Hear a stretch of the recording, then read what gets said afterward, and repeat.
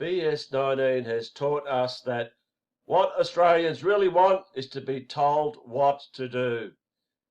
You're not wrong there. You are not wrong there. Just look at this picture. Just look at this image here. We've got a few normies doing the right thing, wearing their muzzles, breathing in back their carbon dioxide and any bacteria that they've developed while wearing that mask.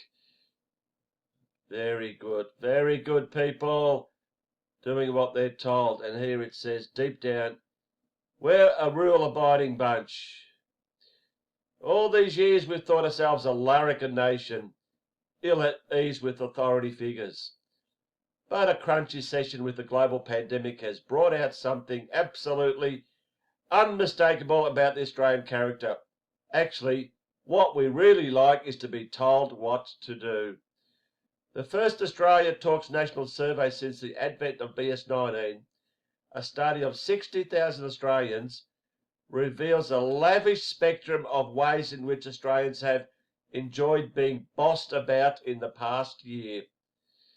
8 in 10 agree that the nation should keep its international borders shut until the pandemic is under control globally. State governments enacting tough lockdowns enjoy rapturous levels of support. And 70% of Australians agree that sometimes people's freedoms, what freedoms, need to be restricted to keep Australia safe. A whopping 16 percentage point consolidation of this national view since the last survey 18 months ago. The last time Australians were asked to consider the balance between personal liberties and group safety, the nascent threat was more about terrorism.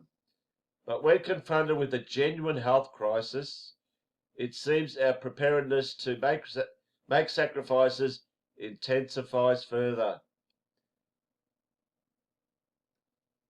It says here, back in March, more than half of Australians thought the BS19 vaccination should be mandatory. When asked between March the 2nd and 8th, before health authorities recommended Australians under 50 take the Pfizer Vaseline, 85% of us said we believe that all Australians who can safely get a BS19 vaccine should do so, even if it's not mandatory. 85%. And more than half of us, 54%, went further, saying that the government should make vaccination compulsory. This view was strongest among the young, 63% of 18 to 24-year-olds, and older Australians, 64% of 65 to 74-year-olds, and 69% of those over 75, with enthusiasm lower among the middle-aged. There was a varying degree of enthusiasm for mandatory vaccination according to political preference too.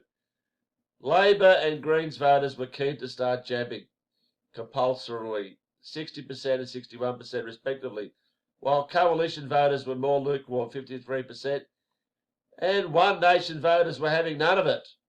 Only 16% of them backed the idea to any degree. BS19 has changed us.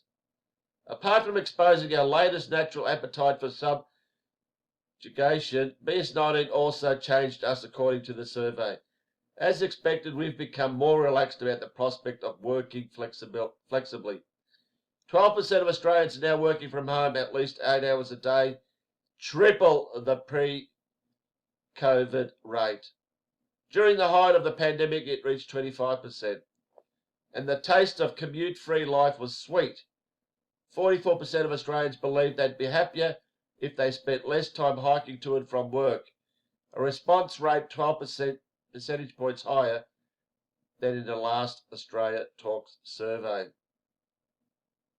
On the question of whether COVID changed us for better or worse, opinions are mixed.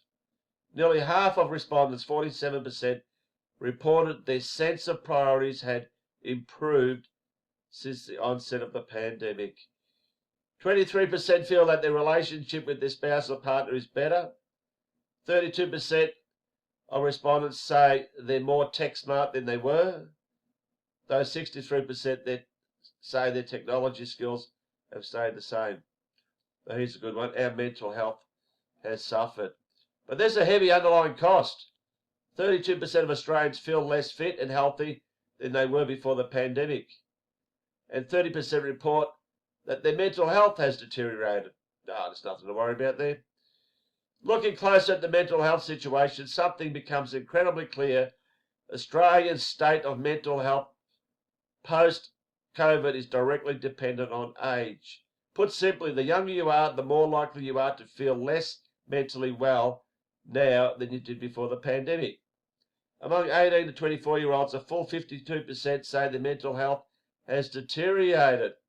But those aged over 75 are in a much more chipper state. Only 11% of them feel worse now than they did pre-COVID. Respondents' degree of mental ill health also varies by political sentiment. Greens voters were the most likely to report a deterioration to their mental health, 45%, while Liberal and One Nation voters were toughing it out on 22% and 20%, respectively. The younger you are, the more likely you felt your mental health decline during the pandemic. Post-COVID, most Australians are strongly supportive of the way Australian governments, federal and state, handle the crisis. Yes, we love Dan Andrews. We love Prime Minister Scummo. The Morrison government won 67% approval for its handling of COVID. Oh, that's right, because 100,000 were expected to die, weren't they? 100,000 people. We haven't even reached 1,000 in 14 months. So people are saying, well, great work, governments. We're nowhere near 100,000. But we all believed 100,000 would die.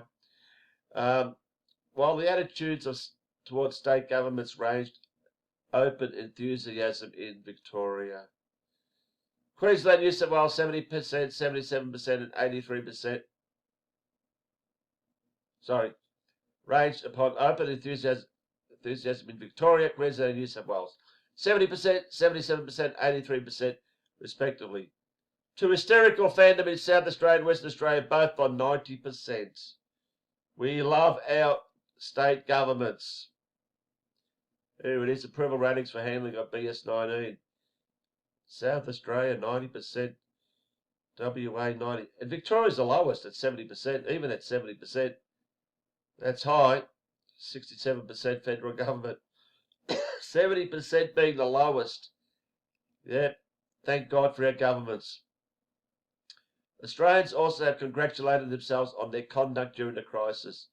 78% reported that they complied very well with public health orders and restrictions. When will we be back to normal? Well, 69%. When prompted to nominate a time frame for Australia's getting more or less back to normal, plump for within the next 2 years. The most common answer was between 12 and 18 months, but 8% felt that things will never, ever get back to normal. What is normal anyway? What is certain from the second Australian Talk survey is that we've changed in ways we never could have foreseen the first time around. There it is. Yep, the Great Reset. The Great Reset is here. Australians really just want to be told what to do. You're not wrong, Narelle.